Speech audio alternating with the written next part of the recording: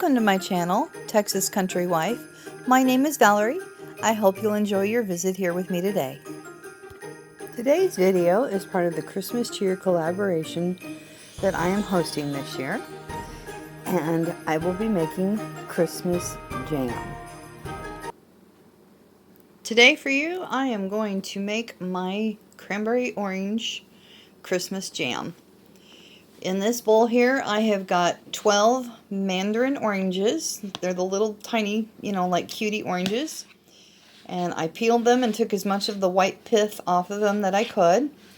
And then I separated the segments and cut them all up into little tiny pieces, as you can see here. Then I have got a bag of cranberries that I took out of my freezer. 12-ounce bag. I'm going to put them in this colander. I'm going to rinse them off, make sure that all of them look okay.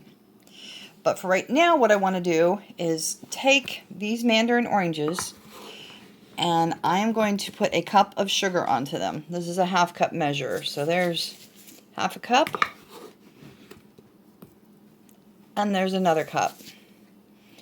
Okay, and then I'm going to get this good and stirred in here. And then I'm going to let this sit and do what they call a macerate. And what that will do is bring all the liquid and juices out of these oranges. So these are going to sit for an hour. And we're going to get the liquids going on this. And then I'm going to take those cranberries, like I said, I'm going to rinse them off, sort them out, and I'm going to let them sit in the colander so that they can start to thaw out and the liquid from them being frozen can drip out. All right, let's get this process started. I'll see you in 1 second. It'll be 1 hour for me. It has been an hour, and you can see that putting that 1 cup of sugar on those 12 Mandarin Oranges has released quite a bit of liquid in them. And now when we get it on the heat, on the stove in a pot, it will continue to do the same thing. But I like to do this first so I don't have to add any water to my jam unless I absolutely have to. Now if I was just doing an orange jam, I would not add any water to this. It would be just fine. It would continue to produce its own liquid as it cooks. Now, because I am adding these cranberries, and the cranberries don't have any liquid to them, I will add some water to that. Anyway, let me get this in the pot and get this going, and I'll show you and tell you how much more sugar and water we are going to add. Okay, I dumped the oranges into my pot, and I dumped my cranberries in here. And we're going to give them a stir. Now the oranges already had 1 cup of sugar on them. And I always use 2 cups of sugar per bag of cranberries. So I need the sugar for the oranges to make those sweet and not tart or bitter. And I need the sugar for the cranberries. There's 1 cup in there. I need a total of 3. So we need to add 2 more cups of sugar. And I've got my little half cup measure here. So we're going to need to do 4 of those to equal 2 cups. There's 1 and 2 and 3 and 4. All right. Next, I am adding 2. Well, you can't see it all that well, but it is 2.5 cups of water. I'm going to add that. And again, I always use 2.5 cups of water per bag of cranberries. The oranges really produce a whole lot of juice all on their own, so I'm not going to add any extra water for them. So I'm just using my normal amount of water that I would for my cranberries. See, I also make a plain cranberry sauce, but this is going to be cranberry orange holiday jam. And at the very end, when this is done, we'll be adding just a little bit of cinnamon so that it tastes like Christmas. All right, now we want to get this on the heat, and I will put it on a high heat and stir this until I'm sure that all the sugar is dissolved. I will bring it to a nice slow simmer, and I'll show you once that's happening. Okay, while my jam is cooking on top of the stove, I went ahead and sterilized my jars. And I have got 10 half-pint jelly jars here, and 10 lids and 10 rings. So those are ready to go, but my jam will be hot, so I will want hot jars, hot water, hot canner. And these will just be a water bath canning method. So at least those are sterilized with hot water and soap. And now I'm going to get my canner going and ready with hot water in it too. Okay, we have got it boiling. And it's at a boil that will not stir down. So I have reduced my heat to 5. And we're going to let this simmer until this reduces down and thickens. I don't add pectin to my jellies very often, or my jams, or my preserves. I just let this sit here and cook. This is the way that my grandmother did it. This is the way my mom did it. This is the way that I was taught. And a lot of y'all don't know this old school trick, but you don't have to skim the foam off. I'm going to teach you something right here, right now. My grandma never skimmed the foam off. My mom never skimmed the foam off. If you cook this to an actual 265 degrees and you keep stirring, when it hits that temperature and that boiling point and it's ready to set and be jelly, all of a sudden, while you're stirring, that foam will disappear. It does. It disappears right into your jelly. You don't skim any foam off. You leave it alone. Just keep stirring. Now, I'm not going to stand here and stir this for an hour. I've got this right where I want it. It's simmering real good. I'm going to set my timer and come back in here every 10 minutes and give this a stir. And we're just going to keep stirring that foam back down in there.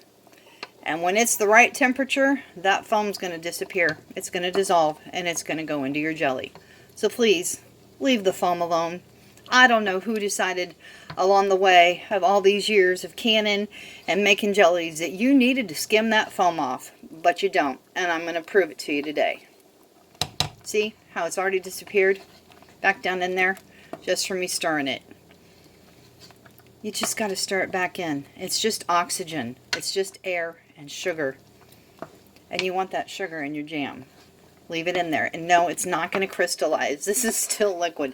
It's still boiling. This is not a candy. This is a jam. Alright, I'm going to get off of here. And I'll see you again here in about 10 minutes. When we have to stir it again. Okay, it's been 10 minutes. And I have stirred this.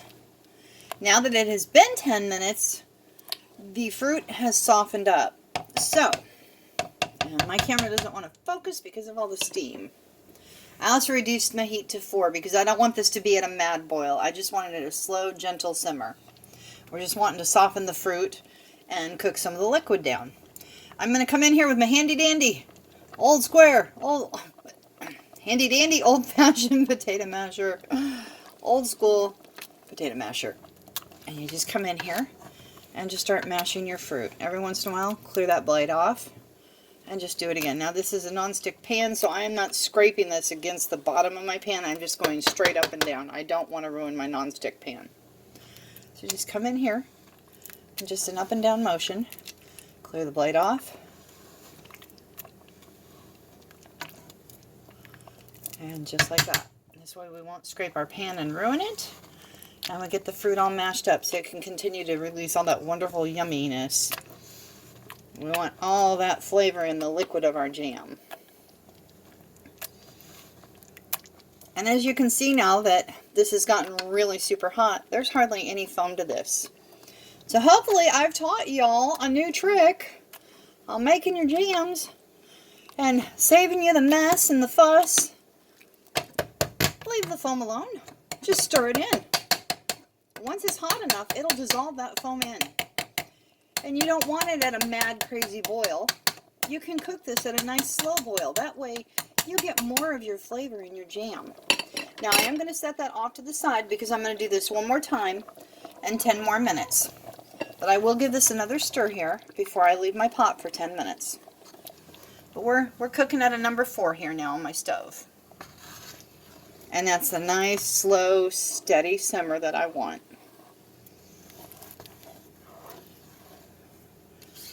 And our level is already going down on the pan. It was all the way up to here, and we're already down to here. I want this to reduce a little bit more though. Plus, I can tell by the feel of my spoon going through here that it's not thick enough yet to set up on its own without any pectin. It will get there. I'm just not ready for it yet. What I've learned in the past is this will take anywhere from 30 minutes to an hour. So we'll just keep checking it every 10 minutes. I'm going to set my timer again for another 10 minutes.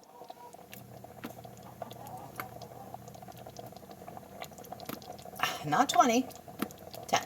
All right. We'll be back in 10 more minutes to smash and stir again and check the level. Another 10 minutes has passed, so this has been simmering for a total of 20 minutes. I've stirred it and smashed it again with my potato masher, and the fruit is all nice and broken up now. It all looks pretty much the same, good and loose in here. I've had to turn my heat down now to 3, and that's because the temperature of my jelly is coming up, so my boil is getting to be a little bit faster and a little bit harder, and I don't want that. We want to keep this at a nice, slow, steady simmer. And I know now that this is getting close. It keeps reducing. I can feel it starting to thicken up. So, now we're going to add the cinnamon. Just ground cinnamon. And I'm going to put 1 teaspoon in here. Let's see if I can do this one-handed, you guys. I know, I need a tripod by the stove, but I really honestly don't have anywhere to put it by my stove. So there's a teaspoon of cinnamon, and that's going in there. Okay. Now we're going to give that a good stir. And the reason I'm adding it now is because I want this to dissolve and really incorporate and cook into the flavor of my Christmas jam here. Oh, that smells so good. I wish you guys were here. The cranberry and the orange and the cinnamon. All the flavors of Christmas, right? Because who doesn't boil cranberry and orange and cinnamon sticks on top of their stove to make their house smell good? Does anyone do that? Has anyone done that? It smells so good. And you're going to have that and a wonderful jam to put on your dinner rolls or your bread for Christmas. Delicious. Oh, I really, really do wish you guys could smell this. It smells wonderful in my house right now. All right, we're going to set this timer for another 10 minutes.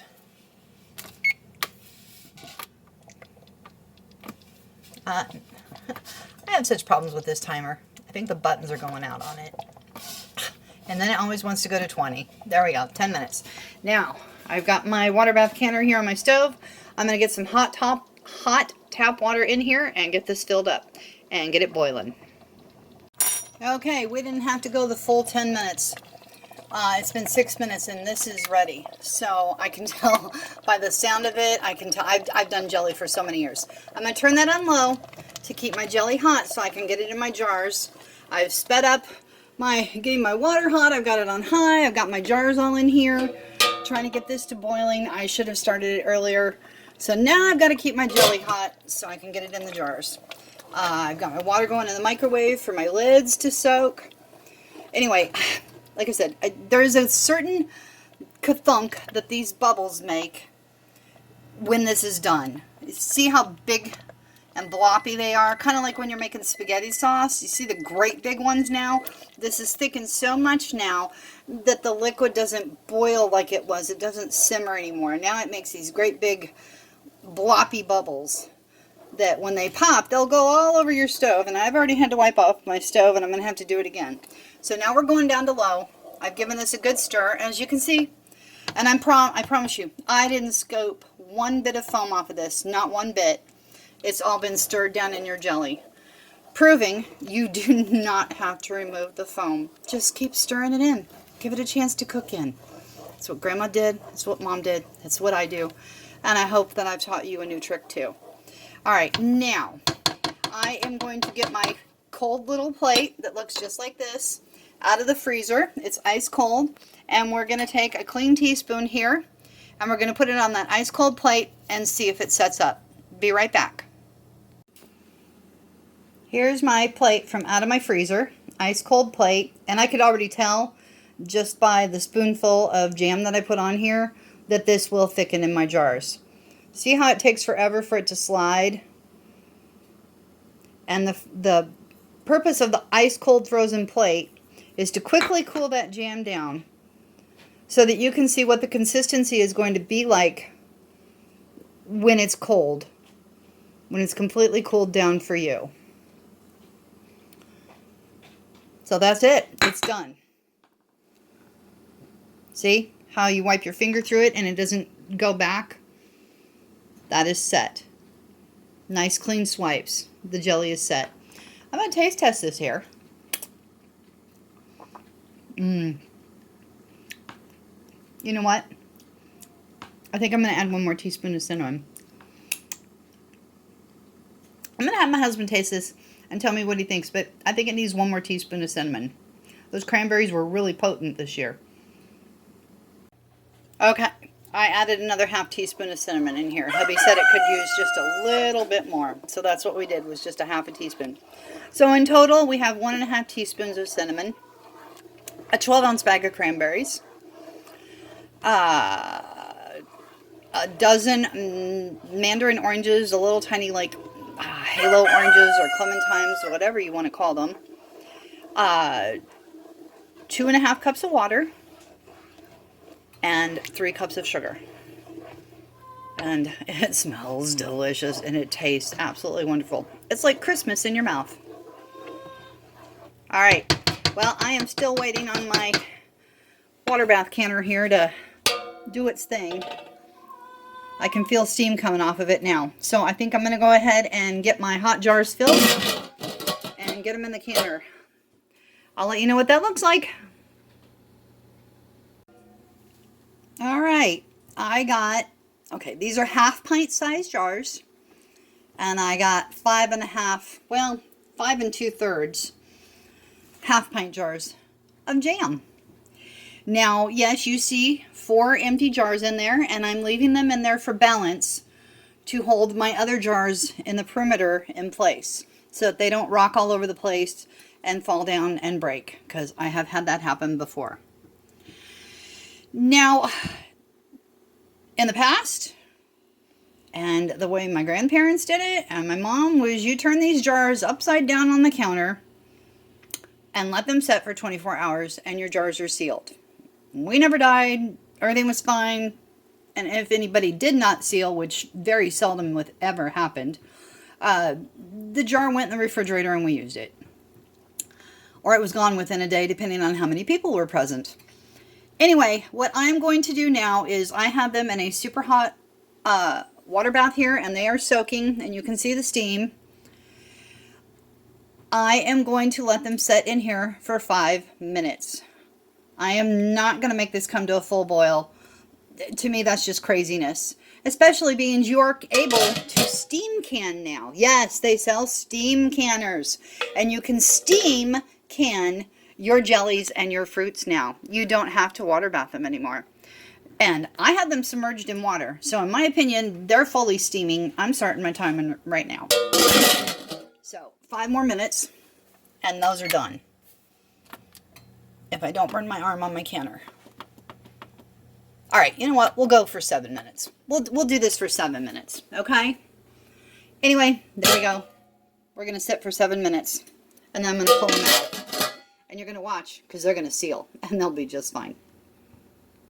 All right. I decided to go ahead and steam can my jam for 10 minutes instead of just 7 minutes. I'm not going to take any chances. So it has steam canned for 10 minutes. And you can can your jam however you want to. My kitchen, my rules. But this is how I do it. And there goes all the steam. So it has steam canned for 10 minutes. I'm taking that lid off. And we're going to set it somewhere safe where Valerie doesn't burn herself. Okay, I'm going to shut my heat off. And we're going to pull this stuff out of here. I got to have both hands to do this, guys. Let me get it out of the canner, and I'll show you when I've got it out here on the towel. There they are. 5 full half pints of Christmas jam. Orange, cranberry, and cinnamon. And then this one was 2/3 of the way full. I went ahead and canned it so that it would be completely sealed. I will not store this on my shelf because it is not safe to store on my shelf. That is too much airspace. Instead, I will put that in my refrigerator, and that will be the first jar that we open for Christmas. And there you have it.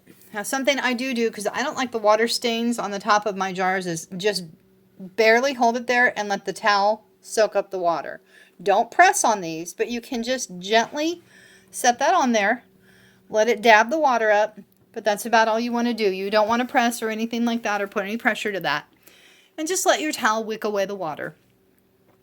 All right, these are going to set here for 12 hours to cool down undisturbed. And that's it, guys. That's all there is to it. I hope you enjoyed watching this. Go make you some Christmas jam. It smells so good in my house right now. Ah, the orange and the cranberry and the cinnamon. Delicious.